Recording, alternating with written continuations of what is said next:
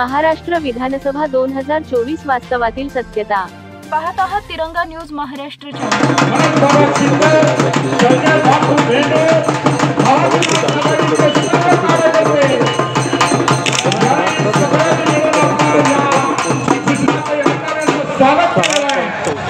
नायकवाडी, अण्णा सोकोत, जहीर मुजावर, नरगिस सय्यद या मंचावरील महाविकास आघाडीला ज्यांनी पाठिंबा दिला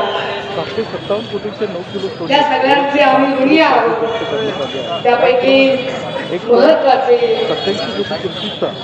मात्र ही जागा शिवसेनेला सुटली आणि तरी सुद्धा मनात कुठलेही किंतु परंतु न घेता ज्यांनी अत्यंत मोठ्या मनाने आम्हाला इथे पाठिंबा जाहीर केला ते आयुष्यमान मोहन वनखंडेजी, CR Sangalikar, party Republican party of India गवईगड आणि समविचारी पक्ष संघटनांचे महाविकास आघाडीचे एकमात्र अधिकृत उमेदवार तानाजी सावंतजी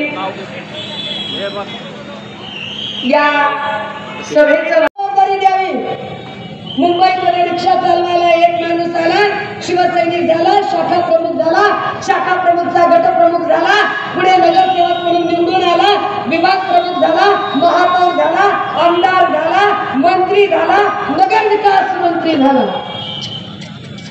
साहेबांचा विश्वास जिंकला। साहेब बिचारे जीव बोले, साहेब बिचारा सरळ साधा माणूस, साहेब बिचारा त्याला छक्के पंजे माहित नाही, सरळ साधं राजकारण।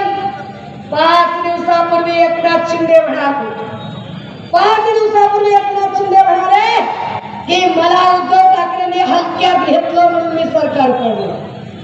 बरोबर आहे एकनाथ शिंदेचं, खरंच त्यांना हलक्यात घेतलं। वाटलंच नाही की हा माणूस पाठीत खंजीर खुपसेल, वाटलंच नाही की ज्या नेत्याने आपली एवढी ऐपतने आपल्याला एवढं मोठं केलं, ज्या नेत्याने आपली वर्षा सह्याद्रीवर वावरण्याची हैसियत बनवली, त्याच्याच पाठीत खंजीर खुपसून कपट कारस्थान षडयंत्राचं राजकारण करून त्याच्याच कुटुंबाला रस्त्यावर आणण्यासाठी हे काम करायला जावं म्हटलं पुणे मुंबई सारख्या ठिकाणी तर तिथं कंपन्या राहिल्या नाही।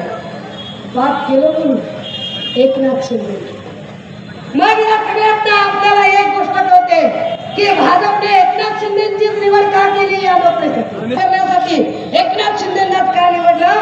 कारण एकनाथ शिंदे बायका मंत्रालयाचे कारभार चालू होते आणि कोरोना काळात जेवढे बल्क मृत्यू झाले नाही तेवढे बल्कने मृत्यू आता तानाजी सावंतच्या काळात झाले।